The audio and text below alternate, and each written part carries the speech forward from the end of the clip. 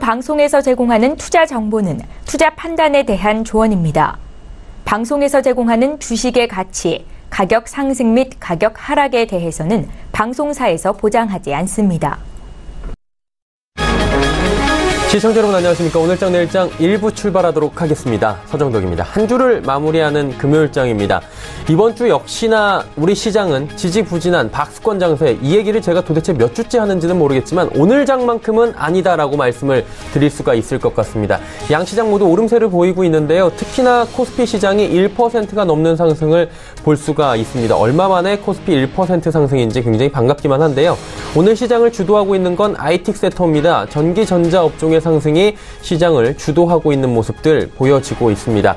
그런데 아이러니한 건 어제까지만 해도 전기 전자 업종 굉장히 위기다, 여러 가지 고점 논란들이 계속해서 나오면서 삼성전자, SK하이닉스 끝을 모르고 밑쪽으로 계속해서 하방 압력을 받고 있었습니다. 하지만 이 두 종목이 오늘 3%가 넘게 급등을 하면서 삼성전자 같은 경우엔 장중 4%대의 상승을 보이면서 시장을 지금 주도하고 있는 모습입니다. 거래소 쪽은 시총 상위주들 전체적으로 삼성전자, SK하이닉스 효과라고 해야 될까요? 분위기가 좋은 모습들 보여주고 있고요. 코스닥 역시 시장을 리딩하고 있는 제약바이오주들이 오늘도 큰 폭의 상승이 나옵니다. 전일 하락했던 HLB 급등이 다시 나오고 있는 상황이고요. 신라젠 같은 경우에 2거래일 연속 급등 나오면서 이제 9만 원대까지 회복을 하고 있는 모습입니다. 전일 글로벌 증시는 나스닥 기술주의 반등이 나왔고요. ECB 금리 정책이 나왔는데 동결 나왔습니다. 우리 시장에 어느 정도 반영이 되면서 금요일 시장 기분 좋게 지금 보내고 있는 것 같은데요. 오늘 시장 과연 어떤 방향으로 마무리가 될지, 그리고 다음 주 시장에는 이 흐름들을 그대로 이어갈 수 있을지, 특히나 전기 전자 업종 가지고 계신 분들 같은 경우에는 다음 주 시장에 대한 관심이 많으실 겁니다. 오늘 시장에서 하나하나 좀 여쭤보도록 하겠습니다. 헤드라인 뉴스 전해드리도록 하겠습니다. 국제유가 고공행진이 주춤하며 수입물가가 8개월 만에 내렸습니다. 한국은행이 발표한 지난달 수입물가지수는 89.40포인트로 한 달 전보다 0.2%포인트 하락했습니다. 수입물가 하락은 지난해 12월 이후 처음입니다. 한은 관계자는 유가가 떨어지고 환율도 하락하며 수입물가가 떨어졌다고 설명했습니다. 이낙연 국무총리가 어제 국회 대정부 질문에서 금리 인상의 필요성을 언급한 데 대해 한국은행의 기준금리는 한은이 자율적으로 결정하는 것이라는 입장을 거듭 밝혔습니다. 윤면식 한국은행 부총재는 요새 금리에 대해 여러 의견이 있어 잘 듣고 참고하고 있다면서도 기준금리 결정은 금융통화위원회가 한은법에 의해 중립적으로 또 자율적으로 해야 하고 그렇게 하고 있다고 강조했습니다. 4.27 남북정상회담에서 채택된 판문점 선언 합의에 따라 개성공단의 남북공동연락사무소가 문을 연 데 대해 미국 국무부는 남북관계와 비핵화 진전은 병행돼야 한다는 원칙을 재확인했습니다. 국무부 관계자는 싱가포르 북미 정상회담 기간에 판문점 선언을 재확인한 바 있다며 그렇게 한 건 남북관계 진전이 비핵화 진전과 보조를 맞춰 이뤄져야 하기 때문이라고 설명했습니다. 쌍용 자동차 노사가 9년 전 해직당한 뒤 복귀하지 못한 119명을 내년 상반기까지 전원 복직시키기로 합의했습니다. 다만 내년 상반기에 부서 배치를 받지 못하는 복직자가 생기면 6개월 동안 무급으로 휴직하고 내년 말까지 부서 배치를 완료키로 했습니다. 국내 증시 흐름 바로 가져가 보도록 하겠습니다. 코스피부터 만나보도록 하죠. 코스피 시장 오랜만에 1%대의 상승입니다. 무려 28포인트 상승하고 있고요. 2310포인트 위로 여유롭게 안착하는 모습 확인할 수가 있습니다. 하루간의 흐름 살펴보도록 하죠. 자, 일중으로 보시면 장 초반에 2309포인트 일단 갭상승 출발을 했고요. 장중에 2317포인트대까지 올라가기도 했습니다. 이때가 삼성전자가 4%대까지 상승폭을 키운 상황이었고요.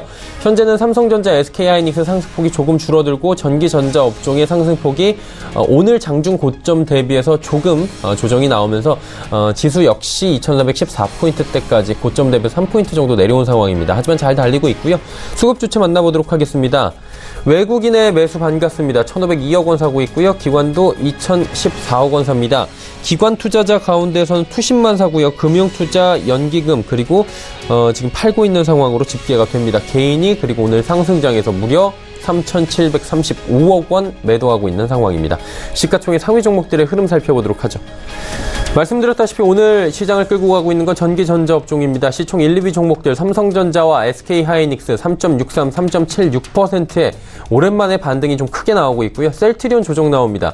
그리고 삼성바이오로직스 강보합권 유지합니다. 6위부터 10위 종목들입니다. 현대차도 상승하고요. 포스코도 올라가고 LG화학도 네이버도 삼성물산도 올라가는데 삼성물산이 이 중에서 가장 잘 올라갑니다. 1.61%. 나머지 종목들 역시 강보합권 수준에서 움직입니다. 자, 11위부터 15위 종목들도 살펴보도록 하죠. 자, 보시다시피 SK텔레콤, 현대모비스 그리고 SK 올라가고요. KB금융과 신한지주 지금 빠지고 있는 상황입니다. 금융주 같은 경우에는 일단은 부동산 담보 대출에 대해서 투기지역 그리고 과열 지정된 곳에서 집이 있는 사람들이 또다시 대출이 받지 못합니다. LTV 0 나오는 순간 지금 아무래도 금융권에 대해서 예대마진 부분이 아마 악화될 것이다 얘기가 나오면서 지금 전반적으로 주가에 악영향을 미치고 있는 모습입니다. 다음 살펴보도록 하죠. 코스닥 시장입니다. 835.50포인트에 거래되고 있고요. 역시나 양호하게 흘러갑니다. 0.55% 올라가고 있는 상황입니다. 다음 살펴보도록 하죠. 하루간의 흐름 보시면 831포인트대부터 836포인트대까지 일단은 지속적으로 상승 흐름, 우상향 패턴 가지고 있는 상황입니다. 자, 그렇다면 수급 주체 확인해 보도록 하죠. 역시나 이것도 쌍끌이 매수고요. 2거래일 연속 코스닥 쌍끌이 매수 들어옵니다. 외국인의 매수가 강하게 들어오고 있고요. 요즘 시장에서는 외국인 코스피보다는 코스닥 시장에서 조금 더 집중하는 모습 오늘도 확인이 됩니다. 834억 원이나 삽니다. 기관 112억 원 사고요. 개인은 885억 원 순매도 잡힙니다. 시가총액 상위 종목들의 흐름입니다. 셀트리온 헬스케어, HLB 그리고 신라젠이 오름세인데요. 신라젠과 HLB가 오늘 급등 흐름 가져갑니다. 그리고 CJENM 조정 살짝 나오고요. 나누스 오늘 다시 급락 나옵니다. 다음 살펴보도록 하죠. 메디톡스 어제 장 후반에 급등 나왔는데 오늘 조정이 2% 정도 나옵니다. 포스코캠텍 그리고 펄어비스 조정 나오는데 펄어비스의 낙폭이 꽤 큽니다. 그리고 반대로 바이로메드 같은 경우에는 그동안에 조금씩 소폭씩 오르다가 오늘 단숨에 4% 상승. 스튜디오 드래곤 역시 오늘도 상승 흐름 이어가면서 11만 2,700원대까지 올라왔습니다. 다음 살펴보도록 하죠. 코롱티슈진 역시 지금 상승 쪽으로 다시 가닥을 틀었습니다. 제넥신, SK머티리얼즈도 올라가고요. 셀트리온 제약 소폭 조정 나오는 가운데 카카오멜론은 아직까지는 합병 전 거래 정지 상황입니다. 원달러 환율의 흐름 짚어보도록 하죠. 원달러 환율 1120원 장중에 붕괴가 됐습니다. 1119원 80전대까지 내려오고 있는 상황입니다. 자, 지금 속보 들어와 있는데요. 멜소 환자 밀접 접촉자 21명 전원 음성 판정 나왔다. 반가운 소식이 들어와 있는 상황입니다. 금일 본 방송에서 제공해드리는 정보는 투자 판단에 대한 조언일 뿐입니다. 해당 주식의 가치와 수익률 보장해드리지 않는다는 점 참고해 주시길 바랍니다.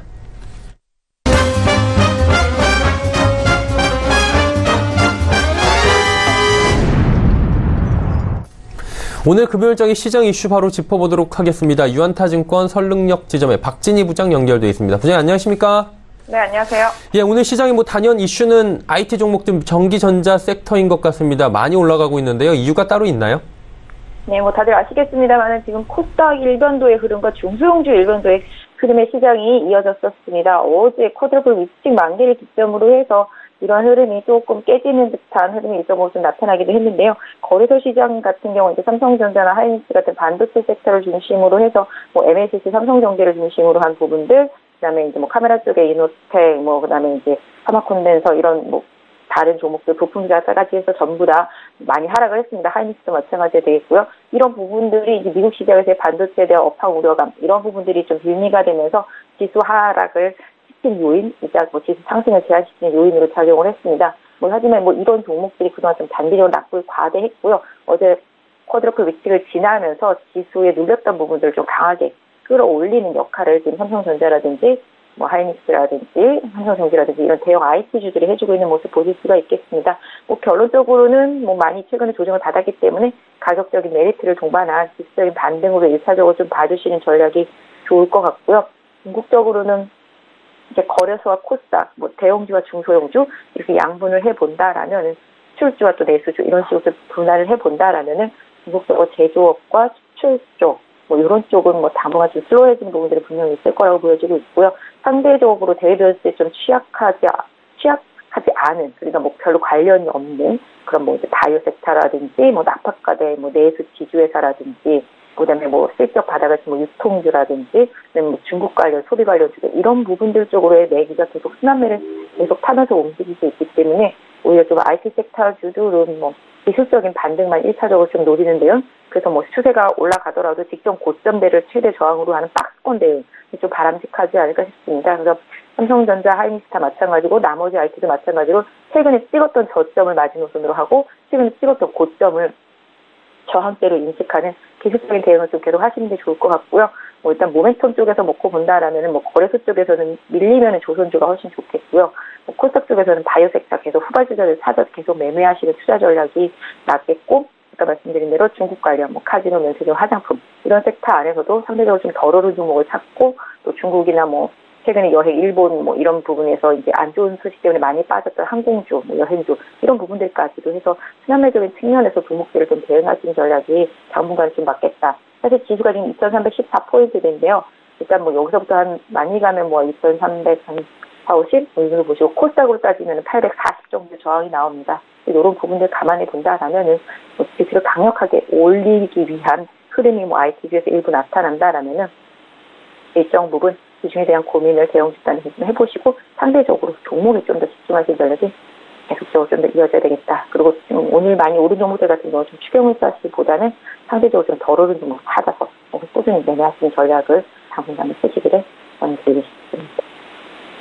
궁금한 게 이제 많은 시청자분들께서 IT 종목들이 지금 올랐기 때문에 저점 탈출한 거 아니냐, 그래서 지금 매수하는 거 괜찮지 않느냐 했는데 지금은 참아달라고 조금 전에 바로 말씀을 하셨으니까요. 그렇다면 매수 적기를 본다면 오늘 오르고 조정이 한번 나왔을 때라고 보시는 겁니까?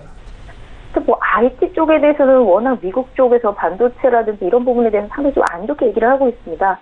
개인적으로도 하이닉스나 삼성전자는 워낙 시세를 많이 냈기 때문에 궁극적으로 좀 지수 조절용으로만 좀 쓰일 수밖에 없기 때문에 오히려 IT 쪽을 하고 싶으시다라면은 지금 계속 시장에서 좀 주도력을 가지고 움직였었던 뭐 MLCC라든지 그다음에 통신 부품 장비 섹터 이런 쪽, 그다음에 최근에 후발로 좀 올라오고 있는 폴더블 관련주들, 이런 폴더블 관련주들까지 해서 이런 부분들을 좀 더 부품 쪽으로 좀 약간 세세하게 들어가셔서 하시는 게 훨씬 더 시장에서는 좋은 수익률을 낼 수 있는 투자가 아닐까 해서 대형 IT, 특히 이제 삼성전자로 하이닉스로 대변되는 반도체 섹터 내 최대항주들은 조금 기술적으로 올라오면 정리하시고 또 관망하시면서 아까 말씀드렸던 대로 뭐 하이닉스, 삼성전자가 안정되더라도 하부에 있는 통신 부품이라든지 아까 말씀드린 대로 폴더블 관련 뭐 부품 소재 섹터 뭐 이런 쪽으로 오히려 좀 보시는 게 전략적으로 좀 맞지 않나 싶습니다.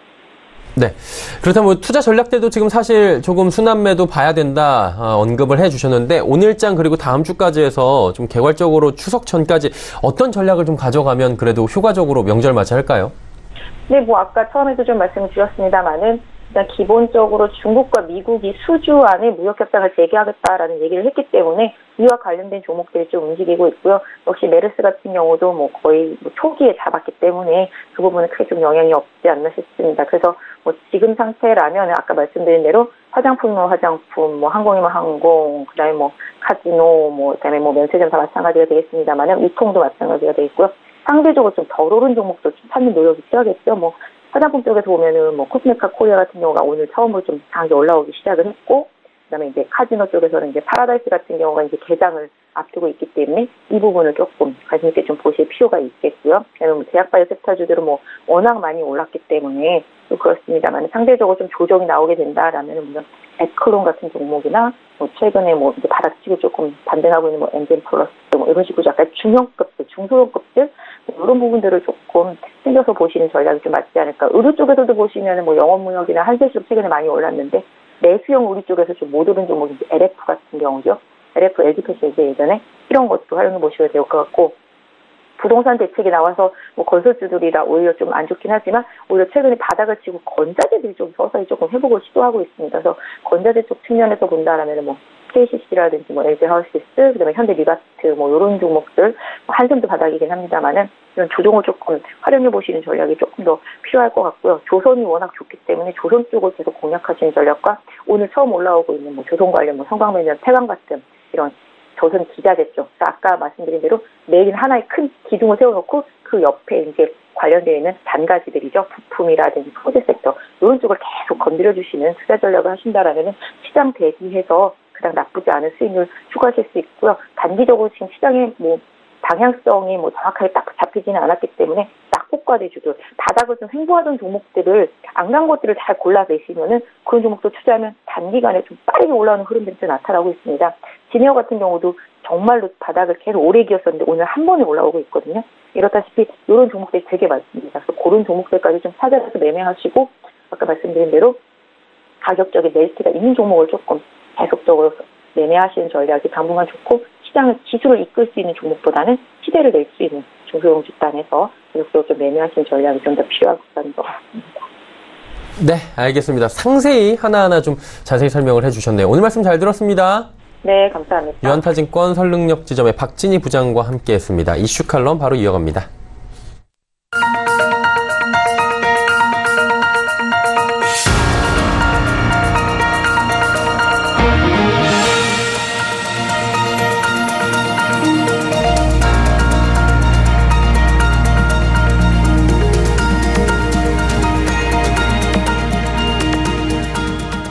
이슈 칼럼 이어가도록 하겠습니다. 미중산업경제연구소 조용찬 소장 연결돼 있습니다. 소장님 안녕하십니까?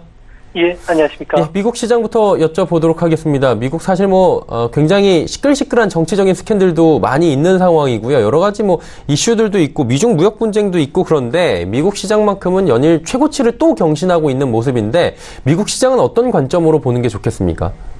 아무래도 북미 자유무역 협정이라든지 중국과의 고위급 통상 협상과 관련해서는 좀 좋은 소식들이 좀 많은 것도 사실이지만 가장 밑거름이 됐던 것은 기업 실적 호조세가 계속 진행이 되고 있다는 겁니다. 톰슨 로이터 조사에 따르면 S&P 500 기업들의 주당 수익이 하반기에도 전년 동기 대비해서 플러스 한 20% 정도 증가할 것으로 예상이 되고요. 2019년도에도 10%대 높은 증가세가 계속 이어지고 있다는 겁니다.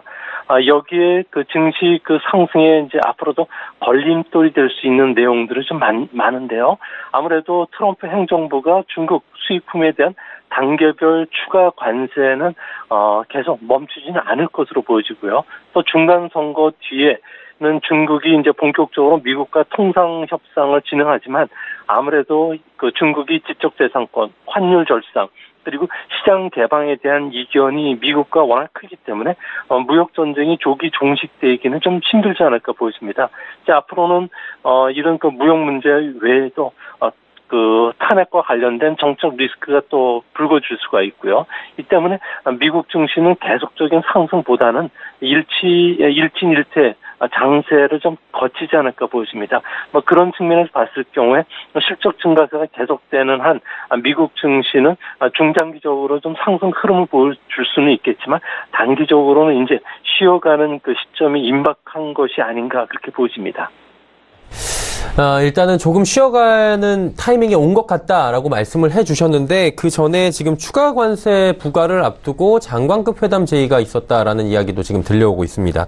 이게 무역회담을 그동안에 강대강으로 가다가 갑자기 또 제안했는데 이게 속내가 있을 것 같은데 어떤 속내일까요? 아무래도 중국 같은 경우에는 3차 추가 관세 부과를 앞두고서 압력은 토하지 않을 것이라고 강하게 반발하면서도 뒤에 항상 대화를 보면은 대등하고 신뢰할 수 있는 대화를 통해서 문제를 해결하고 싶다는 우회적으로 중국의 명분만 살려준다면은 무역회담에 나갈 수 있다는 자세를 보여왔는데요. 이 때문에 미국 같은 경우에는 중국이라는 공장은 미국 시장을 이길 수가 없으니까 2천억 달러 추가 관세 부과 전에 미국의 욕구의 조건을 좀 수용하라는 측면에서 이번 장관급 회담을 제기를 했는데요. 트럼프 행정부 같은 경우에는 주요 부서에 중국 전문가들이 다 포진되고 있습니다. 그러면서 손자병법을 자주 이용하는 역전술을 많이 쓰고 있는데요. 실탄이 떨어진 상대방을 대해서는 협상이라는 퇴로를 열어주고요. 또 그만큼 체면을 살려줬으니 중국도 이제 협상 테이블에 앉아서 미국과 꼬인 문제를 해결하자는 무언의 압력을 하고 있다는 거죠. 아주 세련된 외교 협상술의 일환인데요. 앞으로 베이징에서 대중 무역 적자 축소라든지 지적 재산권 침해 종료와 관련된 여러 가지 논의들이 이제 세부적으로 진행될 가능성이 높아 보입니다. 가장 궁금한 건 사실 여러 번 이렇게 접촉이 차관급 회담도 있었는데 계속해서 강대강 모습만 보여주고 불발되고 그랬었는데 이번엔 좀 수습 국면에 들어갈 수 있지 않을까 기대하시는 분들도 계실 것 같은데 어떻게 보십니까? 네, 이번에도 그렇게 큰 그 성과를 기대하기는 좀 어려울 것으로 보여집니다. 미중 양국은 지난 5월 이후에 5차례 장관급 회의를 했지만 결국 합의에는 실패했는데요. 주요 원인은 위엔나의 접경과와 관련해서 빠른 절상을 요구를 했고요. 이뿐만 아니라 무역 흑자 감소, 지적재산권 보호, 시장 경쟁을 왜곡하는 중국 제조 2025와 관련해서는 보조금 폐지 등을 미국이 요구를 했고 중국이 이에 대해서 강하게 반발하고 있기 때문에 그렇습니다. 중국은 겉으로 드러나지 않게 트럼프에게 시장 개방이라든지 지적 재산과 관련해서 중국의 법률적 그 보호 조치를 좀 마련하겠다는 양번을 내놨지만 아무래도 트럼프 입장에서는 중간 선거를 앞두고 정확한 그 계산이라든지 그리고 미국의 요구를 전격적으로 수용하는 그런 안들을 요구를 하고 있기 때문에 아마 이런 문제들은 현재 9월 유엔 총회라든지 아르헨티나에서 개최되는 11월 말과 12월 초에 열리는 G20 정상회담에서 정상 간의 문제를 해결해야 되지 않을까 보여집니다. 중국 같은 경우에는 위엔나의 큰 폭 절상 그리고 중국 제조 2025 철회에 대해서는 워낙 정치적으로 민감한 상황이기 때문에 거부 반응을 일어나고 있습니다. 이 때문에 양국 간의 갈등의 골은 아무래도 G20 정상회담 이전까지는 이렇게 그 사태 수습에 들어가기는 상당히 좀 어렵지 않나 보여집니다. 그렇다면 이제 투자자들이 우려하는 대로 장관급 협상이 불발이 되고 결렬이 된다라고 한다면 결국에는 이제 미국도 어떤 조치를 취할 텐데 환율 조작국이나 이렇게 지정을 하게 되고요. 이로 인해서 중국 반발하게 되고 우리 시장에도 만약에 영향이 올 수 있다 이런 시나리오도 있는 것 같은데 이 부분은 어떻게 되는 겁니까? 네, 지금 미국에서는 이번 그 재무부가 10월달 의회에 보고하는 환율 보고서에 현재 감시 대상국 중에서 일부를 실제 그 지정할 가능성이 높다고 합니다. 현재는 한국, 중국, 일본, 독일, 스위스, 인도 6개국이 감시 대상국으로 되어 있는데요. 아무래도 우리나라 같은 경우는 외환시장 투명성 개선에 노력을 해왔고 무역 수지 흑자 폭을 좀 줄이는 노력을 해왔기 때문에 감시 대상국에서 그 조작국으로 지정되지는 않을 것으로 보여지지만 중국은 아무래도 입지가 좀 어려운 상황입니다. 아무래도 2016년서부터 시행되는 무역 촉진법이라든지 1988년에 제정된 포괄적 통상 경쟁력법에 의해서 저촉이 될 가능성이 있기 때문에 아무래도 그 중국이 환율 조작국에 지정될 가능성이 커지게 되는데요. 이번에 중국만 됐을 경우에는 아무래도 중국 같은 경우는 대미 수출이 10% 줄게 되고요. 또 우리나라 같은 경우는 대중국 수출이 한 20% 전후로 줄기 때문에 앞으로는 그 위엔나와 원화의 그 대달러 환율 동조화 현상이 계속되는 상황 속에서는 원 달러 환율의 변동성도 앞으로 더 커지지 않을까 조심스럽게 전망을 해봅니다. 이게 많은 분들이 또 여기까지 생각을 하시는 분들도 계시는 것 같더라고요. 이게 계속해서 이렇게 진행이 되다 보면 환율 조작국으로 지정하겠다. 이 부분을 빌미로 해서 일본과 함께 했던 플라자 합의처럼 여러 가지 강요를 하지 않을까 이 얘기까지 나오고 있는데 거기까지는 안 가겠죠? 네, 중국 같은 경우는 미국보다 한 4배 가까이 수출 물량이 많기 때문에 아무래도 환율 조작국에 지정된다든지 무역 전쟁이 길어진다면은 중국이 받는 타격은 미국의 3-4배 정도에 달합니다.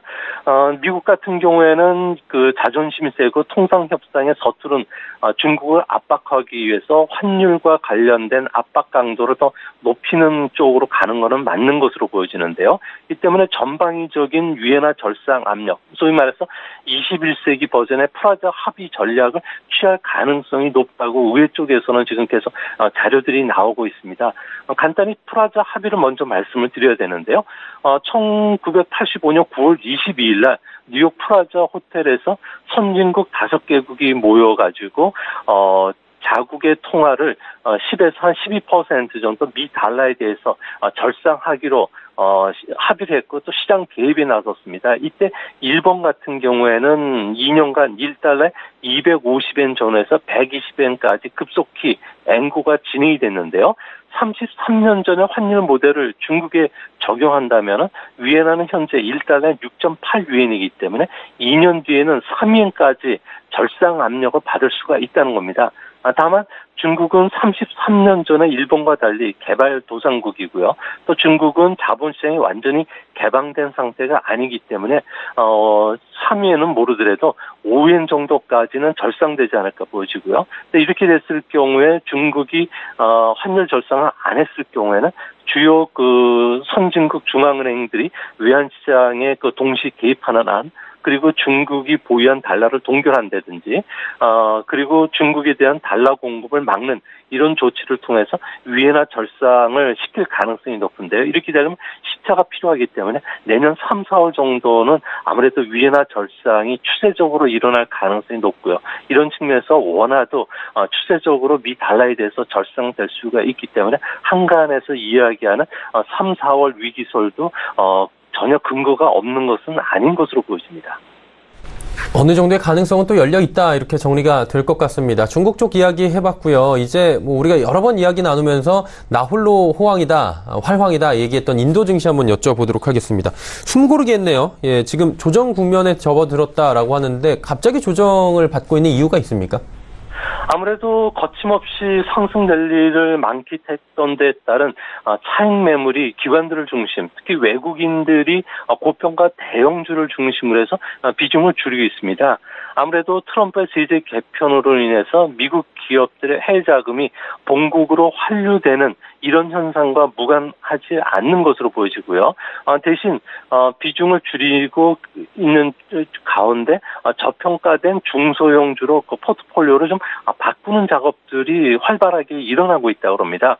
또 중국, 인도, 증권 당국 같은 경우에는 증시 과열을 우려해서 최근 들어와서 경고성 발언들을 많이 했기 때문에 지수 조정이 좀 필요한 시점에 아무래도 대형주를 외국인들이 팔다 보니까 조정이 주어졌지만 현재 인도의 경제 지표들이 전방위적으로 다 좋아지는 그 추세에 있고요. 또한 그 몬순 때 강우량이 풍부했기 때문에 농작물의 작황이 상당히 좋고요. 또 정부가 농작물에 대한 최저 구입 가격을 올렸다는 점, 그리고 대형주를 중심으로 해서 기업들의 실적들이 계속 좋아지고 있다는 점에서는 앞으로 인도 증시 같은 경우는 조정을 줄지언정 추세 전환은 되지는 않을 것으로 보여집니다. 결국에 그동안은 워낙 많이 올랐기 때문에 지금 조정이 나올 때가 됐다라고 정리가 될 것 같습니다. 그렇다면 향후에 다시금 상승장으로 전환이 될 텐데 주도주가 좀 교체가 되는 것이 저희가 뭐 기존에 많이 경험했던 부분이고요. 그렇다면 전략을 결국엔 어떻게 가져가냐, 이 부분일 것 같은데 어떻게 가져가는 게 좋겠습니까? 아무래도 인도 증시와 관련해서는 고평가된 대형주보다는 투자 위험이 적은 최근 들어와서 한 7, 8개월 정도 조정을 받았던 중형주 쪽으로 매수가 들어오는 모습이 지금 뚜렷해지고 있는데요.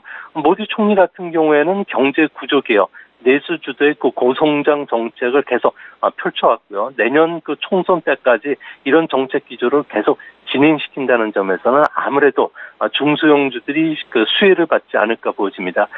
특히 인도 투신들 같은 경우에는 유동성이 적은 중소형주를 중심으로 해서 투자 성과를 올리기 위해서 아무래도 비중을 지금 확대하는 움직임이 좀 뚜렷해지고 있는 그런 모습입니다. 올해 중형주 같은 경우에는 아무래도 대형주보다는 투자 성과가 좀 부진했는데요. 2016년도에 도입됐던 고액권 지폐 폐지라든지 2017년도에 물품 서비스의 도입 때문에 민간의 경제 활동이 부진했던 것이 영향을 끼쳤습니다. 하지만 이런 개혁 조치에 대한 혼란이 어느 정도 지금 수그러들었고요. 또 민간 소비뿐만 아니라 민간 기업의 활동도 좀 활발해지고 있습니다. 여기에 개혁 조치로 인해서 경제의 효율화가 좀 증가되면서 중형주들의 실적 개선세가 뚜렷해지고 있기 때문에 앞으로 2018년, 2019년도까지 주당 그 예상 순이익이 대형주보다 높다는 점에서는 앞으로 모멘텀은 인도 증시에서도 중형주 쪽으로 갈 가능성이 있고요. 그런 측면에서는 중형주와 관련된 그 펀드에 가입하시는 전략도 좀 좋지 않을까 보여집니다. 네. 마지막 질문 하나 드리고 뭐 짧게 정리할까 하는데요. 이 주식 시장은 인도 괜찮은데 루피가 지금 최저치를 기록하고 있다. 사실 뭐 시장 경제를 조금 관심 있어 하시는 분들은 이게 좀 아이러니할 수가 있는데 이 이유가 있습니까? 아무래도 그 인도 중앙은행이 6월과 8월 달에 연속적으로 금리 인상을 단행을 했는데 루피아 하락을 좀 막지를 못했습니다. 가장 중요한 것은 최근 신흥국 쪽에서 자금 유출 압력도 진행되고 있다는 건데요. 인도 같은 경우는 경상수지가 적자라는 이기 때문에 아무래도 이런 압력을 좀 받지 않을까 보입니다. 여기에 미국을 비롯한 선진국들이 금융 정상화가 계속 추진되면서 신흥국의 작은 압력이 더 강해지는 것 같고요. 여기에 인도 같은 경우는 고유가 그리고 농산물 가격 상승으로 인해서 인플레이션 압력이 좀 커지고 있습니다. 이 때문에 인도 경제가 3분기에 정점을 찍을 가능성도 있다는 점도 루피아의 매도를 부추긴 요인이 될 것으로 보여지고요. 또 모디 총리 같은 경우에는 개인적으로 인기는 높지만 여당 연합의 지지율이 하락하고 있기 때문에 내년 총선을 앞두고 아무래도 전국 혼란을 피할 수 없다는 점도 루피아 하락의 주요 원인이 됐지 않았나 이렇게 보여집니다. 네, 알겠습니다. 미중산업경제연구소 조용찬 소장과 이야기 나눠봤습니다. 고맙습니다. 예, 감사합니다. 예, 속보 하나 지금 들어와 있는데요. 전해드리도록 하겠습니다. 문재인 대통령, 정부 내년 조선업 강화에 952억 원을 투입하겠다. 조선업 강화에 대량의 자금이 투입된다라는 부분 지금 속보로 들어와 있습니다. 자, 오늘장 이야기들 정리 한번 다시 해보도록 하겠습니다.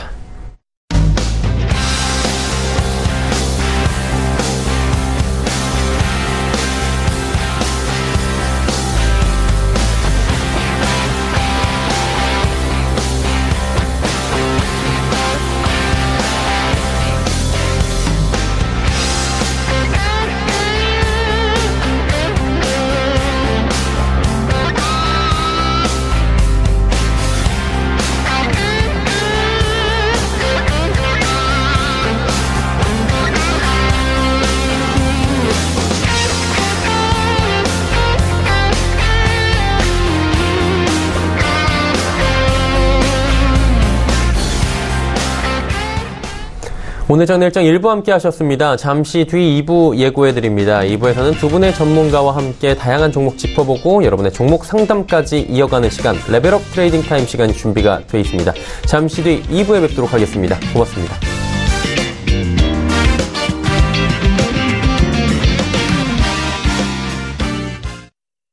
본 방송에서 제공하는 투자 정보는 투자 판단에 대한 조언입니다. 방송에서 제공하는 주식의 가치, 가격 상승 및 가격 하락에 대해서는 방송사에서 보장하지 않습니다.